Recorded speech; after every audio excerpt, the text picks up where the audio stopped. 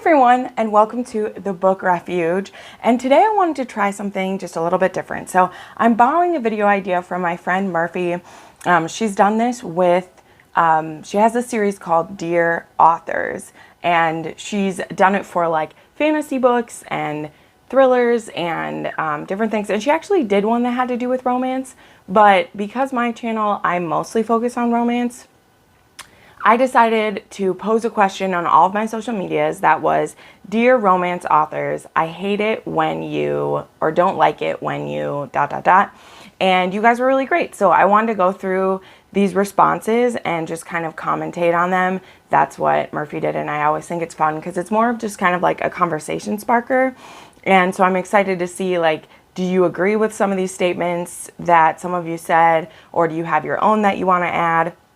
And if this video goes over well, I will maybe continue this series and do, you know, things that we like, our favorite tropes, or things like that. Because, you know, there are no completely original ideas, and as long as we give people credit for them, it's a good thing.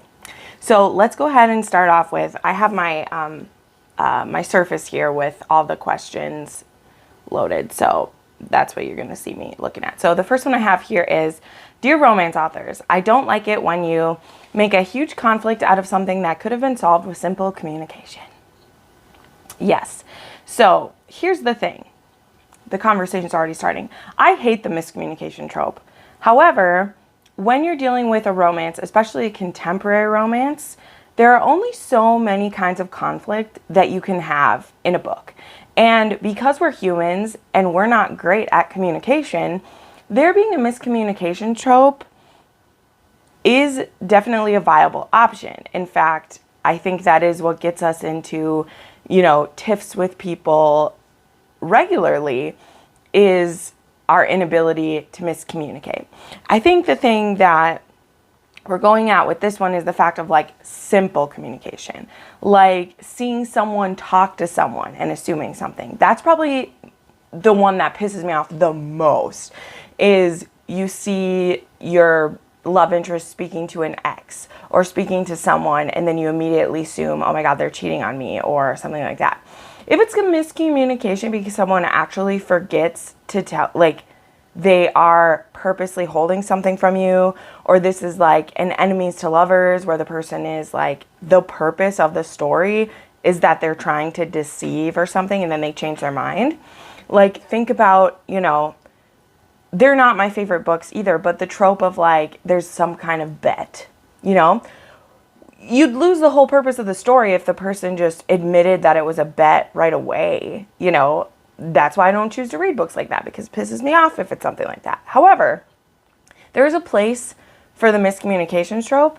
It just shouldn't be, because, you know, it just gets overused, I think is the point.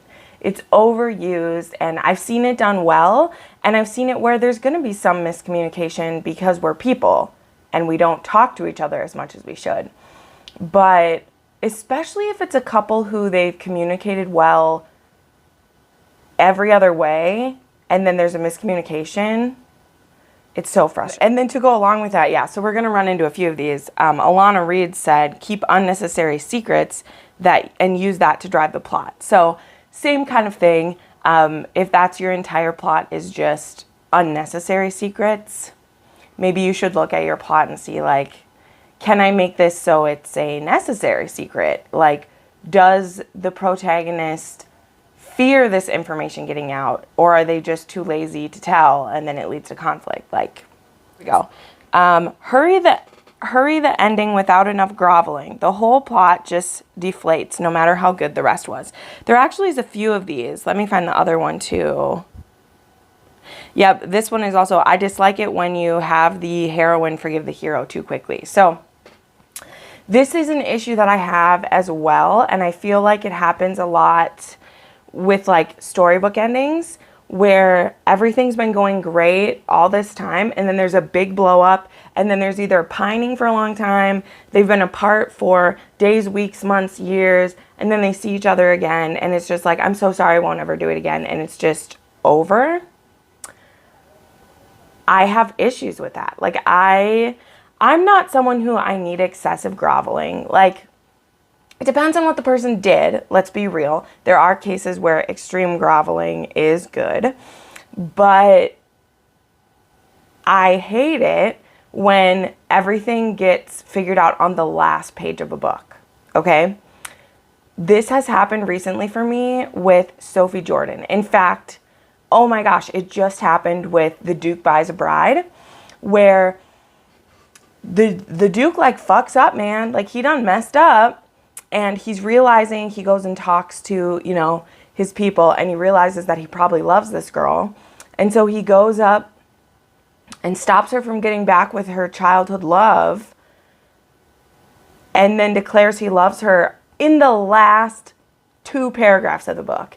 And then there's an epilogue that's like 3 paragraphs and the book's over. To me, there's nothing emotionally satisfying about that. Like it's like rushing an orgasm. Like you did all this buildup and then you don't like ride it out the right way. Yeah, I just used an orgasm reference. We're in a romance book. It's like, it leaves you as if you never had one, or just as frustrated because you did all this buildup and then you just ended it. And I'm like, why did I read 350 pages of you building the chemistry between these people for it to be over that quickly? Like, no. Completely agree with you there. But in regards to like not enough groveling, I agree with that. I agree if all he has to do is say, I'm sorry. I like there to be a time of proving themselves a little bit first. That's something I feel like, who's a good example? I feel like Eloisa James does this pretty well. I feel like Helena Hunting does this pretty well. Yeah, it's not that he has to like grovel forever, unless the purpose of the book is the groveling. But yeah, it needs to be more than a page. Like, come on.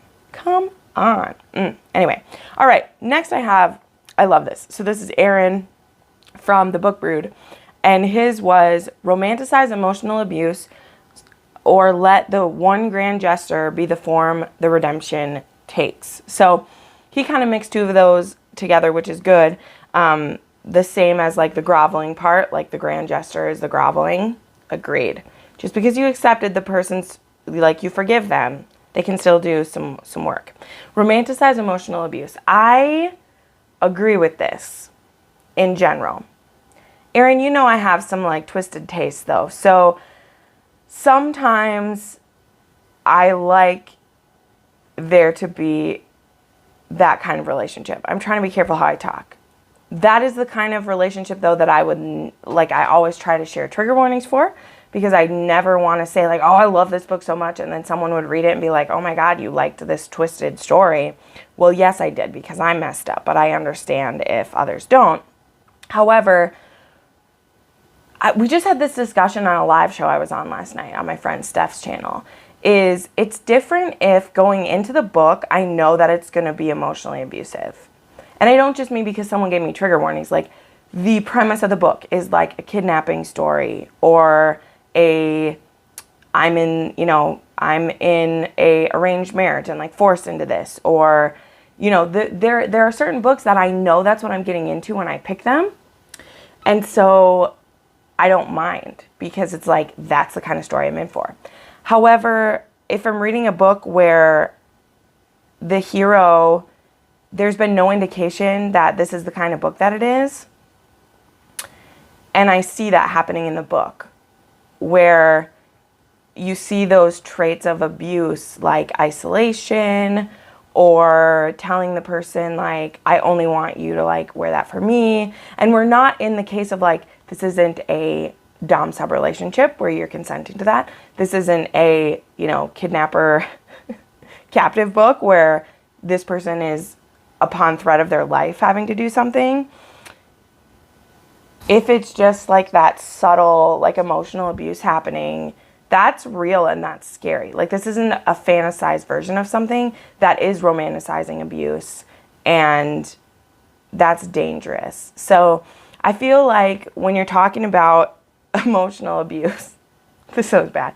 You should be doing it with a purpose. Does that make sense?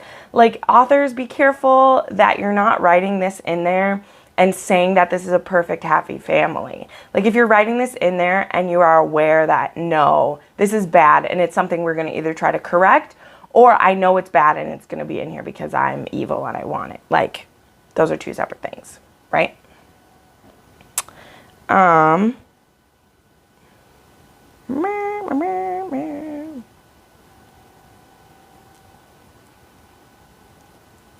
Ooh, here's a good one. So from Muggy Awesome, they said, dear romance authors, I dislike it when you, from a historical reader's point of view, don't research the time period you're writing.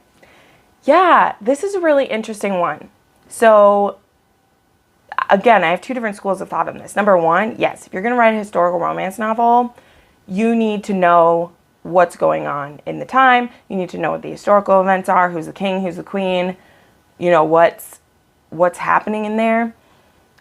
And then if you're choosing to make improvements or you're choosing to change things a little bit, that's okay. Like, I think, or you find a really interesting tidbit in history and then you come up with kind of a fantastical version of this. So Lorraine Heath is really good at doing that. She has quite a few books where she takes a, you know, singular event of history and either like moves it around a little bit just to make it fit into like the Regency period that she wants it to be in, or expound upon it. Like, that's okay. That is writing historical fiction. But if you don't know all the other stuff around that, it just makes it chaos. Like, it's one thing to take a certain event or a person or a thing and like fudge it a little bit. Like, I think of Diana Gabaldon, right? She's writing Revolutionary War. She's writing characters that we meet. She's writing Washington and Lafayette and Benedict Arnold and things like that. The conversations that said historical figures having with our non-historical characters isn't going to be completely accurate, but she's making that character like true to what we know of them in history. So then you can have a little bit of fun in there, because it's like, well, what if Benedict Arnold needed some medicine for his cousin and he stopped by Claire's place because he knows that she's a healer, and so then we get to have a conversation with him. That works. We're not changing the history of who he is. We're just using something we know of him to add into the story. For a historical romance author, like, you are telling a fantasy. Generally, they're making women have sometimes a little more power than they did, or they are, you know, telling a romanticized version of an arranged marriage or something like that. That's fine.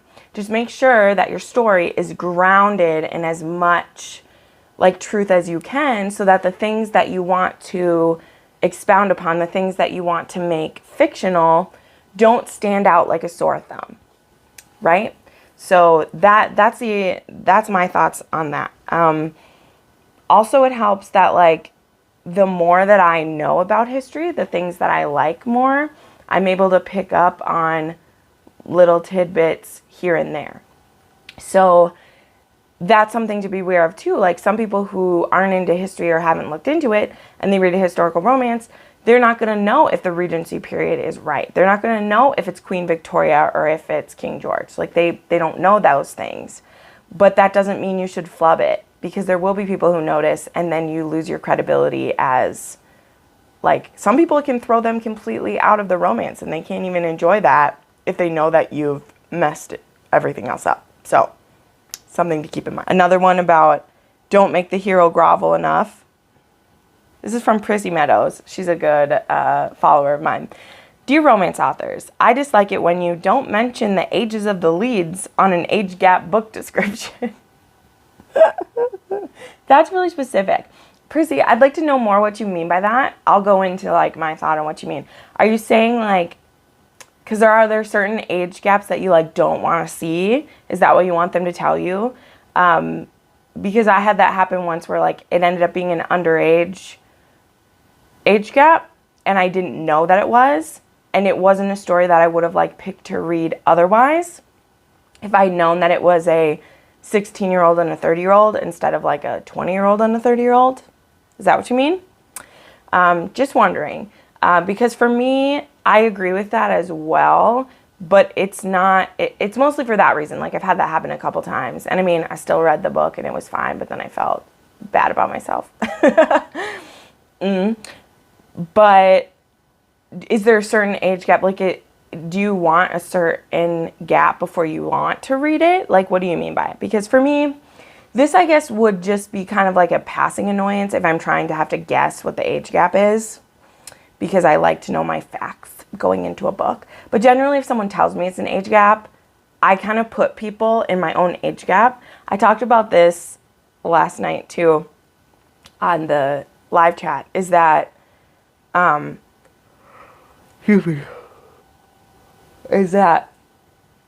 unless it's a student-teacher romance, I automatically put people into a certain age gap in my head. Like, I kind of sit in that, like, 23 to 26-year-old as the younger, and then from, like, 35 to 40 as the older. And no matter, like, what the story tells me, I just fit people into that, because that's my, like, favorite age gap, is about, like, 12. More than 10, because 10 isn't that big of a deal to me unless they're underage. And then, but that's just where I put them. This is a random side note. So, Prissy, I'd like to know more of what you mean by this. Like, is it because you've been surprised by an age gap before and didn't like it? Or you just want to know? Dear romance authors, I dislike it when you have leads who are one-dimensional. I would say that about every kind of book.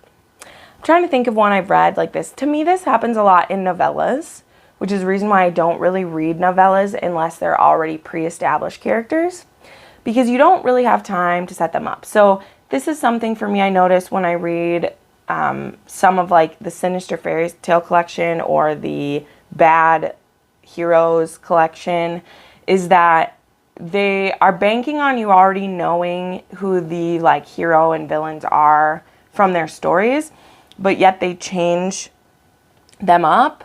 So am I supposed to, like the one I read that I hated, Finding His Strength, that was like a Hercules and Meg. Like, he was not Hercules to me at all, and there wasn't a lot of character development with him, and then he was an abusive dickhole. So I was like, why am I supposed to care about this story? Because you put raunchy sex in it? I can go find raunchy sex anywhere. Well, not anywhere, but, like, in porn if I want that. Like, give me some character development. So I agree with that, and the fact of, like, especially with the romance, because so many because every story is just a copy of another story. What are you doing with your characters to make them individual, to make me care about them? Especially in, like, a series that's like a series of standalones, but it's like a continuing series. So, like, the sports romances, where basically, like, every couple is the same. Like, the guy's in hockey and the girl does something else. What are you doing to make that couple individual? I think Helena Hunting did this really great, because all the guys are hockey players, but their relationship with their girl is so unique. Like, I can think of moments that stand out for each and every one of those characters, and I think it's awesome. So, yeah, but I agree with have leads who are one-dimensional works for, like, all of it. Here we go. Here is one from Twitter. This is from Mackenzie at Mac Reads Dark. She was the first one to respond to me. This is funny. So, dear romance authors, I hate it when you completely 180 a character's personality in a series without batting an eye. I'm just sitting here like, who even is this, because it's not my hero or heroine? I agree with this. And I bet, Mackenzie, that you're talking about when they go, like, when they have them do a dick move, right? Oh my gosh, this frustrates me so much. It also frustrates me the other way, where, like, I think of, like, bully romances I've read, which that's probably one of my least favorite tropes. I'll still read one now and then. I've still read some that I liked.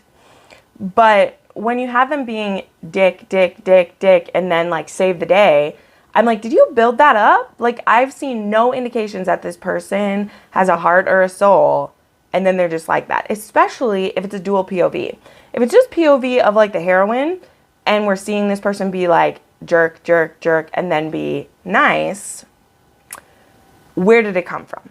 If it's a dual POV and we know the whole time that the hero is thinking these things, he's just outwardly not showing them, then that's not really a character 180. It just seems like a 180 to the heroine who's not in his head, right? Are we tracking?